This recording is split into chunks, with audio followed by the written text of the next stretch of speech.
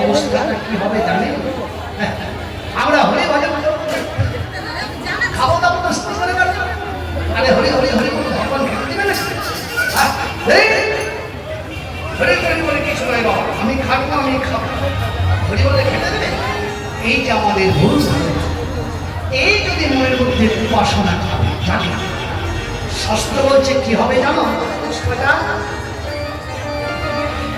ওই বিড়ালের আমাদের অবস্থাটা ওই ইঁদুর ব্যাটার মতো হয়। কেমন ইঁদুর ব্যাটার মতো? তাহলে সে একটা ইঁদুর জলে ভিজতে ভিজতে পাহাড়ের মধ্যে চলে গেছে, পাহাড়ের উপরে পেছন থেকে একটা বিড়াল তাকে তাড়া করেছে। বিড়ালের আরেকটি কোনো পতলা পেয়ে ইঁদুরটা দৌড়ে এক সাধু বাবার পায়ের তলে গিয়ে লুকিয়ে গেছে। সাধু বাবা বলছে,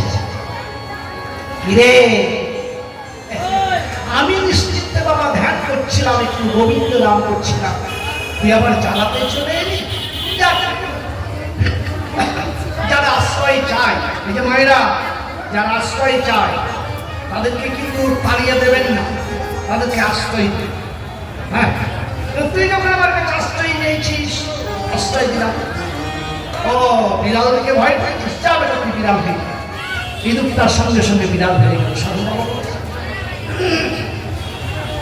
ওই বিড়ালটা তার ছিল, পালিয়ে গেল। এখন সাধু বাবা আশীর্বাদ বিড়াল, ইঁদুর থেকে বিড়াল হয়েছে। ও এখন রাত করছে পর্বতটাকে। একটা ঢোকা পড়া বোনা কুকুর ওই বিড়ালটাকে দেখে খাবে, দৌড়িয়ে এসেছে। বিড়াল দেখছে আমার তো আর বাঁচার উপায় নেই, সাধু বাবার পায়ের তলে এসে এই বলছি, কিরে আমার ভজন সাধনার হতে দিলি না, জ্বালাতে এলি। ওই কুকুর থেকে ভয় পেয়েছিস, যাও একটা কুকুর হয়ে গেল। সঙ্গে সঙ্গে রূপ পরিবর্তন, কুকুর হয়ে গেল। সাধু বাবা আশীর্বাদী কুকুরটা একবার তেল চুপচিপি গঙ্গরখানা হলকা পড়া কুকুর হয়ে গেছে। কুকুর তো পালিয়ে গেল। রাত করছে, গোটা পর্বতটাকে ওর কাছে আসে। সাধু বাবার কুকুর বলে কথা, বনের মধ্যে গিয়েছে, একটা বুনো বাঘ তাকে তাড়া করেছে।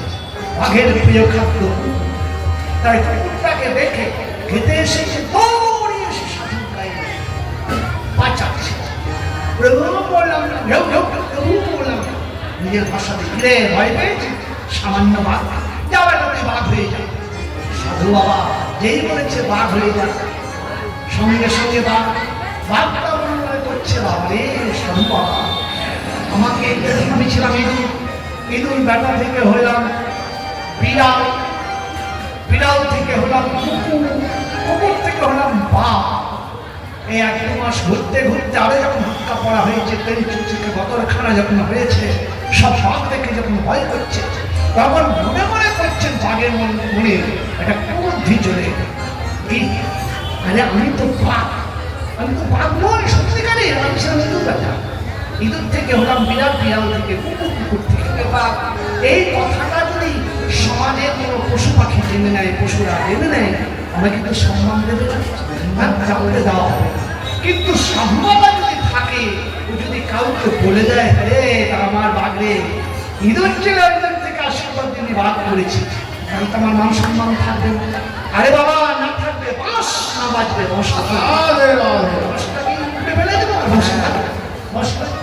মানে আরে বাবা সাধু বাবাকে যদি খেয়ে নিই, তো বাঘ খেতে পারবো না। সাধু বাবাকে যদি খেয়ে নিই, তাহলে ব্যাস কেউ বলতে পারে না। তারা এই নবীতি নিয়ে ওই যে আমরা ভগবান না খবর, ভগবান বলে কিছু আছে, ভগবান বলে কিছু নাই। আমি ভগবান, আমি না করলে তো হবেই না। ব্যাস একেবারে হট করে যেই ভাবটা সাধু বাবাকে খেতে গিয়েছে, সাধু বাবা মনের ভাবটা বুঝতে পেরেছে। আর বুঝতে পেরে বলছে, আমার কি আমার বুকে আরে ইঁদুর বেটা থেকে বাঘ হয়ে আমার মনে খুব আশা, খুশি করবো, আবার তুই ইঁদুর হয়ে যা। আর যেই কমন্ডলের জল ছিটিয়েছে, চুপ চুপ চুপ চুপ করে একেবারে ঢুকে গেল খালের মধ্যে। শাস্ত্র জানিয়ে দিলে, দেখো যাবো, এটা তো দার্শনিকের দৃষ্টান্ত। সিদ্ধান্ত কি, আমরাও 84 লক্ষ জমি ভ্রমণ করতে করতে কখনো ইঁদুর ছিলাম, কখনো কীট পতঙ্গ ছিলাম। এমনি করতে করতে গোবিন্দ হয়তো বানর করলো, পশু করলো, তারপরে হনুমান করলো, কোনো সময় মনের মধ্যে বাঘ করলো, এমনি করতে করতে গরু রূপে জন্ম দিল, তারপরে মানুষ রূপে জন্ম দিল। মানে এখন বাঘ, এখন ভাবি জন্ম হচ্ছে, আমাদের দিল কৃপা করে। এখন তাকেই চিনতে পারছি না সাধু বাবার মতো, আমরা ভগবানকেই মানছি না। তাহলে কি হবে? ইঁদুরের যা অবস্থা হয়েছে, যদি মনের দশা তেমনি হবে।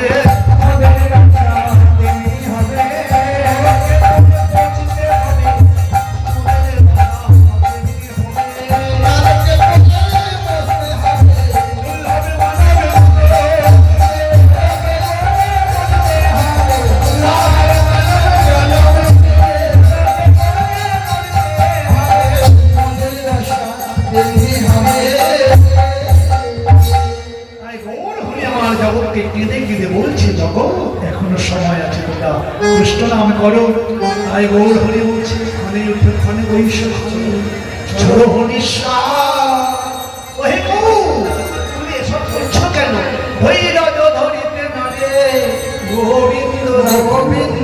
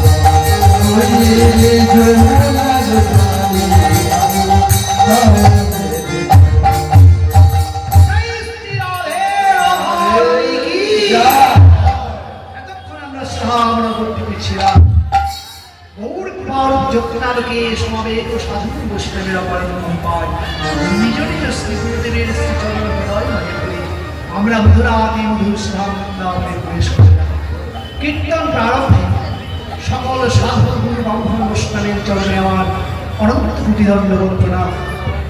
তাছাড়া সামনে দাহিনে বামে দেখতে পাচ্ছি আমার আত্মায় শক্তি যোগমায়া অংশকলা স্বরূপিনী ভক্তিমূর্তি মায়েরা। মাগো শুনলে হাসবেন, দুঃখ পাবেন, মারতে মন যাবে। আপনাদের মতো মায়ের গর্ভেই আমার কিন্তু জন্ম হয়েছে, আমি আকাশ থেকে পড়ে যাইনি। আপনাদের মতো আমার মা ঠিক আপনাদের বলেছি, আপনাদের মতো মায়ের গর্ভে আমার জন্ম হয়েছে। পৃথিবীর আলো দেখিয়েছেন মা আমার, তাই আপনাদেরকে দেখলে আমার মায়ের কথা মনে পড়ে। মায়ের সেবা তো জীবনে করতে পারিনি। শাস্ত্র বলেছে, শাস্ত্রে একটা কথা বলেছে, শুনে নাও মায়েরা এবং আগামী প্রজন্মের ছেলেমেয়েরা শুনে নাও। শাস্ত্র বলেছে যারা মা বাবাকে সম্মান, শাস্ত্র বলে কৃষ্ণ নিজের এটা কৃষ্ণ নিজের মুখে বলেছে। যারা মা বাবাকে সম্মান না করতে পারে তারা কখনো ভগবানকে সম্মান করতে পারে না। এবং মা বাবাকে যারা সম্মান না দেয়, প্রণাম না করে, তাদের প্রণাম গোবিন্দ গ্রহণ করে না, কুকুর শিয়ালে গ্রহণ করে। মা বাবাকে ভক্তি না করে, মা বাবাকে খেতে না দিয়ে, এই যে মা বাবা জীবিত থাকতে, খুব দামি কথা শুনে নেন, মা বাবা বেঁচে থাকতে এখন শুকনো মুড়ি দিলাম না, দুটো ভাত খেতে দিলাম না। মা বাবা মরে যাওয়ার পর কাতলা মাছের পেটি দিয়ে ভোজ তৈরি করছে। এটা আমার বাবা করতে ভালো ফিল্টার সারা দিয়ে ভাতটা রাস্তা দিয়ে গঙ্গার ধারে দিয়ে আসছি, মরে বেটাকে জুতোর বাড়ি আর খাওয়া বেয়াদব কোথাকার। বেঁচে থাকতে মা বাবা ভিক্ষার পাত্র নিয়ে স্টেশনে ভিক্ষা করে বেরিয়েছে, দুটো খেতে নিতে পারিসনি। মা বাবার নামে এই কাতলা মাছের পেটে দিয়ে হাজার জনকে নিমন্ত্রণ করে খাওয়াচ্ছে। গোবিন্দ যতই তুমি ভজন করে, যতই শাসন করে, কিচ্ছু হবে না। দুঃখিনী মা, দুঃখী বাবা পেটের জ্বালাতে ছটফট করছে। একবার বাবা বলে ডাকো, একবার মা বলে ডাকো না। ভগবান শ্রীকৃষ্ণ নিজের মুখে বলেছেন, যারা বাবা মাকে সম্মান না করে গোছার গোছা ধূপকাঠি দেবতার সঙ্গে জমিয়ে বেড়াচ্ছে মাতালের স্থানে, মা মনসার স্থানে, আর গোবিন্দের স্থানে, আর খুব ভালো করে কাঁচের হাত দিয়ে ধূপকাঠি জ্বালছে, বলছে ওই ধূপের ধোঁয়া কখনো দেবতা গ্রহণ করে না, ওই ধূপের ধোঁয়া গ্রহণ করে কুকুর শেয়ালের নাকে যায়। ভগবান শ্রীকৃষ্ণ নিজের মুখে বলেছেন, শুনেন সবই কৃষ্ণের মুখের বাণী, ফালতু কথা ভাবতেন যে কীর্তন শুনতে এসেছেন। শাস্ত্র বলেছেন যে মা বাবাকে যারা সেবা করছেন বা করেন বা করবেন, তারা যদি কৃষ্ণকে ভজন নাও করেন, তারা যদি গোবিন্দকে ভজন নাও করেন, কোনো দুঃখ নেই, নিশ্চিত সে গোবিন্দ চরণ পাবেই পাবে। আমার কথায় কোনো বস্তু যদি থাকেন, কোনো যদি সত্যাকার থাকেন, আমার সামনে এসে দাঁড়ান, আমি চ্যালেঞ্জ করছি আপনাদের। ওই দেখেন ইউটিউব চলছে, সব জায়গাতে চালান, আমি চ্যালেঞ্জ করে বলছি, শাস্ত্র বলেছেন শ্রবণ কুমার নামে একজন ঋষি ছিলেন, অন্ধমুনির প্রিয় পুত্র স্তবন সিন্ধুমুনি বলা হতো শ্রবণ কুমার। পরম দেবতাকে ভজতে গিয়েছিলেন, যার জন্য রামচন্দ্রকে 4 ভাগে প্রাপ্ত হয়ে আসতে হলো। জানেন এটা দশরথের ঘরে কৌশল্যা কইকেয়ী দৈবকী ধরে কার জন্য? অন্ধমুনির প্রিয় পুত্র সিন্ধুমুনির জন্য কোনোদিন দেবতাকে ভজে না। মা বাবাকে আগের দিনে ছবিটা দেখা যেত, আমাদের সংস্কৃতি আস্তে আস্তে উঠে যাচ্ছে, হিন্দু শাশ্বত সনাতন ধর্ম আস্তে আস্তে আমরা মনে কিছু নেবেন না, ছাগলের মতো হয়ে যাচ্ছে। এই তো কালকেই দেখলাম, আজকেও দেখলাম, ছাগলকে কাটছে, আর কয়েকটা ছাগল নিশ্চিন্তে কাঁঠালের পাতা খাচ্ছে, ঘাস খাচ্ছে। এরপরেই তো নম্বরটা চলে আসলে ওটা খেয়ালি নেই। হিন্দু শাশ্বত সনাতন ধর্ম আমরা পিছিয়ে পড়ে যাচ্ছি। আমার বন্ধুকে, আমার ভাইকে, আমার জ্ঞাতিবর্গকে ওইখানে বিধর্মীরা পিটছে, আমরা চুপ করে দাঁড়িয়ে আছি। আরে ও দোষ করেছে, পারছে না, ওই ছাগল কাটা হয়ে যাবেন বন্ধুগণ। আজ দেখবেন না ওই ছাগলটাকে কাটছে, আর ওই ছাগলটা নিশ্চিন্তে খাচ্ছে। এরপরে জন্য নম্বরটা আসবে, জানেন তো? তেমনি আজ আমার এই বন্ধুকে বাবার পাড়া প্রতিবেশীকে পিটছে হিন্দুজন। আপনি গিয়ে রুখে দাঁড়ান, হিন্দু শাশ্বত সনাতন ধর্ম, ওকে মারছে আমার বেঁচে থাকলেই যথেষ্ট। শাস্ত্র বলছেন যে ওর মেম্বারটা আজকে কাল তোমার মেম্বার আসবে, তোমাকে কে বাঁচাবে? একসঙ্গে হংস হয়ে আমার সাথে আছে ভগবান। তুমি চিন্তা করো না, হও ধর্মেতে ধীর, হও উন্নতশীল। হও ধর্মেতে ধীর, হও ধর্মেতে ধীর, হও উন্নতশীল নাহি হয়। ভুলি ভেদাভেদ জ্ঞান, হও সবে আগমান। ওকে মারছে মারুক না, একসঙ্গে হও সবে আগমান। কি চিন্তা করছো? সাথে আছে ভগবান। কি বলছেন? যারা যারা হি ধর্মস্য গ্লানির্ভবতি ভারত অভ্যুত্থানম অধর্মস্য তদাত্মনাস্যম। তুমি দর্পটা ধরে রাখো, আমি তোমার পেছনে আছি, তোমার পেছন থেকে আমি আগে যাবো। তুমি ধরে দেখো, ধরে দেখো। যখন যখন ধর্মের কানে হয়, ওই সাধুদিকে পরিত্রাণ করতে, ধর্মের কে পুনর্জীবিত করতে, ওই সাধুগণের পরিত্রাণ করতে এবং দুষ্কৃতীদের বিনাশ করতে যুগে যুগে আমি নিজে অভিজ্ঞ হই। অতএব তোমরা এগিয়ে চলো, আমি সাথে আছে ভগবান, হবে জয়, জয় আমাদের হবেই। তাই ভগবান ওই মা বাবাকে বাদ দিয়ে কখনো কৃষ্ণ ভজন হয় না। তার চাঞ্চল্য প্রমাণ সিন্ধু অন্ধমনের প্রিয় পুত্র বাহক নিয়ে মা বাবাকে তীর্থে পর্যটন করে নিয়ে এবার চালিয়ে দিয়েছিল ক্যালেন্ডারটা। এখনো দেখতে পাবেন কোনো কোনো জায়গায় আছে কি? ঠিক বলেছি না ভুল বলেছে? আপনার আগে বলুন। দেখেছেন তো ছবিটা? ঠিক আছে, তাহলে মা বাবাকে যদি ভজনা করা যায় তাহলে স্বতন্ত্রভাবে আর কোনো দেবদেবীর ভজনা প্রয়োজন হয় না। আর যারা মা বাবার প্রাণে কষ্ট দিয়ে, মা বাবাকে খেতে না দিয়ে, মা বাবার প্রাণে দুঃখ দিয়ে যারা কৃষ্ণ ভজন করছে, যে মালা জপ করছে, লিখে নেন, হিন্দুত্ব চলছে, আপনারা লিখে নেন। কোনো কোনো বড় মহাজনকে বলবেন যে চলো কৃষ্ণদাস বাবাজি এই কথাটা বলেছেন, যারা মালা যাচ্ছেন, যারা কৃচ্ছ সাধন করছেন, যারা বদ্ধ পূর্ণিমা পালন করছেন, একাদশী পালন করছেন, শীত চতুর্দশী পালন করছেন, জন্মাষ্টমী পালন করছেন, এগুলিকে বলা হচ্ছে ভণ্ডামি ছাড়া কিছু না। এরা সবাই ভণ্ডামি করছেন। মূল জায়গায় গুরু তিন প্রকার। গুরু ছেড়ে গোবিন্দ ভজে, সে পাপী নরকে মজে। গুরু তিন প্রকার। প্রথম গুরুটা কি জানেন? মা বাবা। দ্বিতীয় গুরু শিক্ষা গুরু, যিনি জ্ঞানের আলো জ্বেলে দিলেন। 3 নম্বর গুরু আত্মারাম ভগবান শ্রীকৃষ্ণ।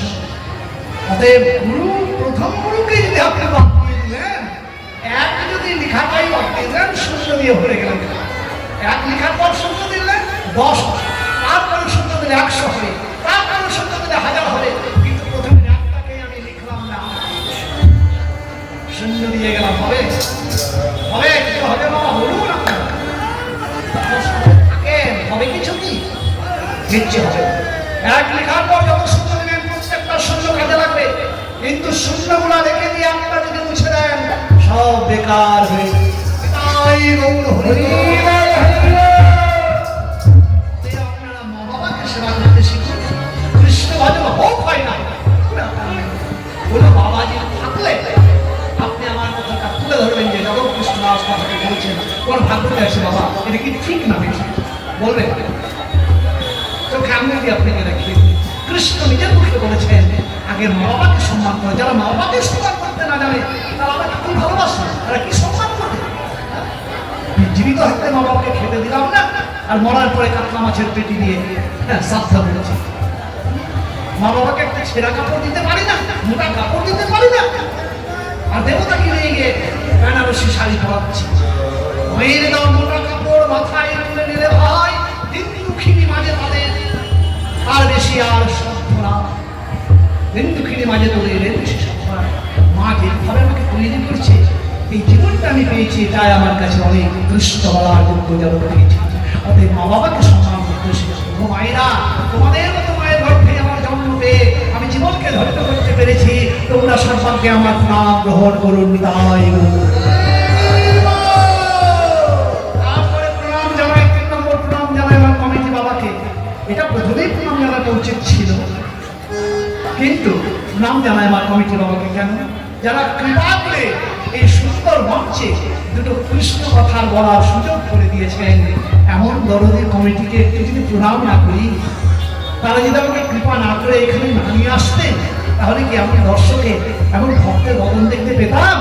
তাই কমিটি বাবার চরণে আমার সুন্দরভাবে শাশ্বত সনাতন ভগবান শ্রীকৃষ্ণের তরফ থেকে এই কথা বলার জন্য সুযোগ করে দিয়েছেন বলে তাদের চরণে আমার ষষ্ঠ প্রণাম বিদায়।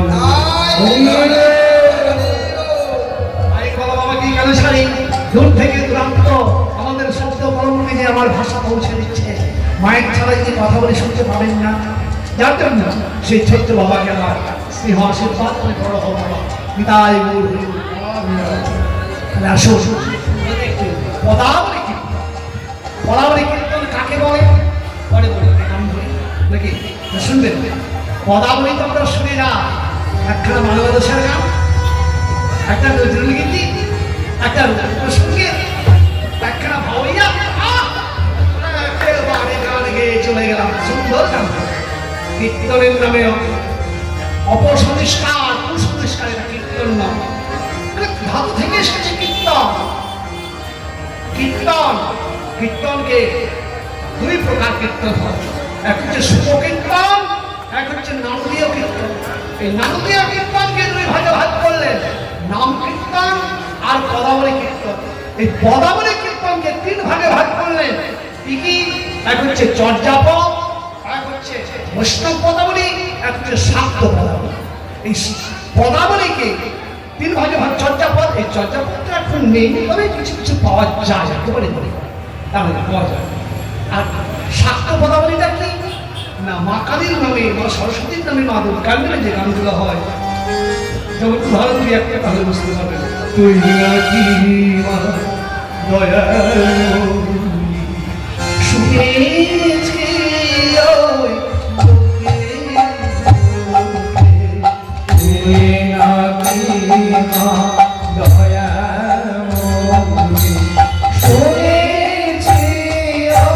ওই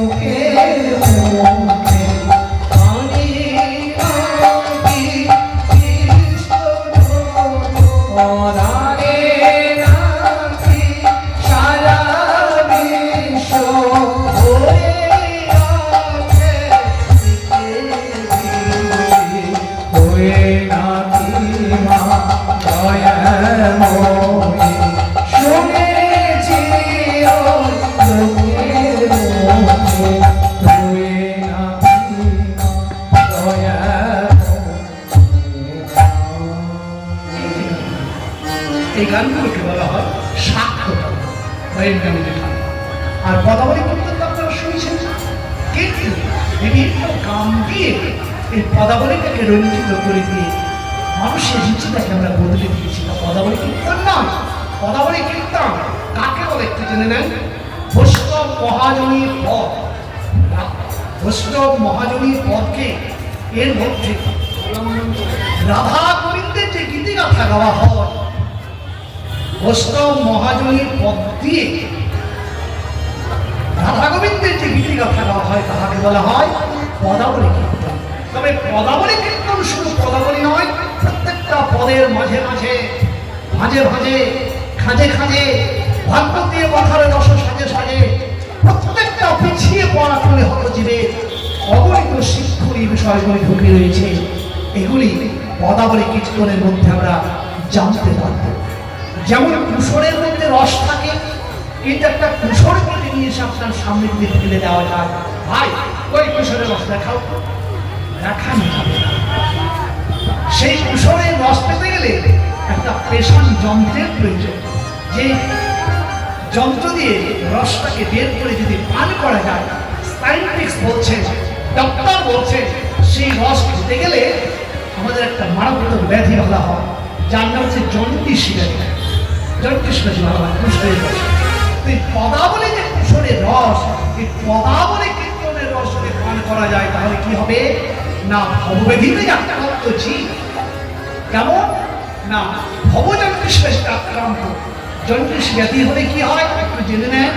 জন্ডিস ব্যাধি হলে পেঁপে সেদ্ধ খায় না, কলা সেদ্ধ খাবে না, ডুমুর সিদ্ধ খেলে ফুটো ফুটো গন্ধ করবে, ওটা খেতে চাইবে না।